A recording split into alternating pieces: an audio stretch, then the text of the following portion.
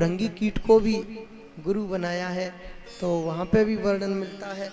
भृंगी कीट के बारे में ये कहा है कि जो भृंगी कीट है वो कभी प्रजनन क्रिया नहीं करता। भृंगी जो कीट है वो कभी बच्चे नहीं देता।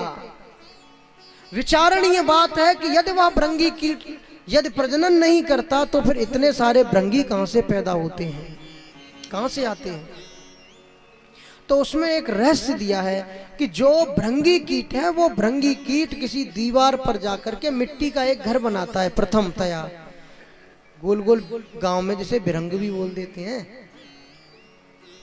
तो जो भृंगी कीट है वो मिट्टी का अपना घर सृजन करता है, घर का निर्माण, घर बना करके तैयार करता है, और तैयार करने के बाद में किसी छोटे कीड़े को पकड़ता है। यदि कोई उड़ने वाला जीव है तो उसे घेरते हुए लाता है, और जो उसके वश में हो सकता है उसे अपने पैरों पंजों में दबा करके ले आता है। अब जो उड़ने वाला कीट है आसपास से घेरता हुआ उसे उस जगह पर ले आता है जो घर तैयार किया है बना करके, जहां वो खुद रहना चाहता है। और उस मिट्टी के बने हुए छोटे से घर का जो खुला हुआ दरवाजा है, खुला हुआ जो छिद्र है, उस छिद्र के पास ला करके उसको छोड़ देता है। छोटा कीड़ा अपने प्राण बचाने के लिए, प्राण रक्षार्थ उसमें प्रवेश कर जाता है, उसमें रुक जाता है, ठहर जाता है, और उसकी ये भावना होती है कि मैं कहीं सुरक्षित जगह पर आ गया।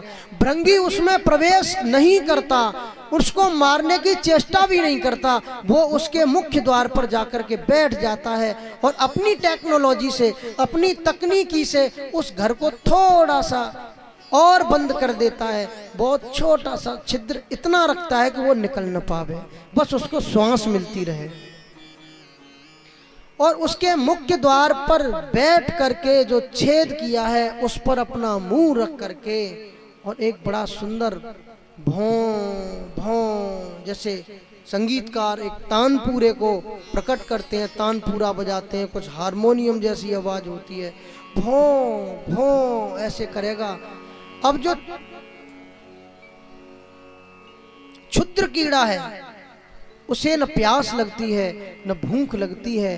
भूख और प्यास का विकार उसको इसीलिए नहीं होता क्योंकि उसके मन में ये भय होता है कि जो मुझको मारना चाह रहा था, जो मेरे प्राण हरना चाह रहा था, है वो मेरे कहीं आसपास ही, लेकिन मैं परमात्मा ने कहीं सुरक्षित जगह पर भेज दिया हूँ। वो मुझको ढूंढने में लगा है, बड़ा प्रयास कर रहा है, लेकिन वो मुझको जान नहीं पा रहा, मेरे पास आ नहीं पा रहा, और कहीं वो आ गया तो मेरे प्राणों को हर लेगा, मुझे मार देगा। इस चिंतन के कारण और भृंगी की वो जो वेव्स हैं, जो वॉइस वेव्स हैं, जो तरंगे हैं, उन तरंगों का कुछ ऐसा प्रभाव होता है। यह परमात्मा की लीला है कि 3 दिन, लगभग 2 से 3 दिन तक वह कीड़ा जो अंदर बैठा हुआ है यह चिंतन करता रहता है कहीं आ न जाए, आ न जाए। और भृंगी का चिंतन करते करते करते करते वह भृंगी ही बन जाता है। इससे सुखदेव जी राजा परीक्षित को कहते हुए यह सिद्ध करना चाहते हैं, मनुष्य जैसा चिंतन करेगा वैसा हो जाएगा, जैसा सोचेगा वैसा हो जाएगा। तो भागवत हमारे जीवन में मानवता बनी रहे, हमारे जीवन में इंसानियत बनी रहे, हमारे जीवन में विनम्रता और तमीज का आंखों में जल बना रहे, और हम मानव से महामानव या मानव ही बने रहे। इसके लिए इन कथाओं का और सत्संग का श्रवण करना आवश्यक बनता है, ऐसा सुखदेव कहते हैं।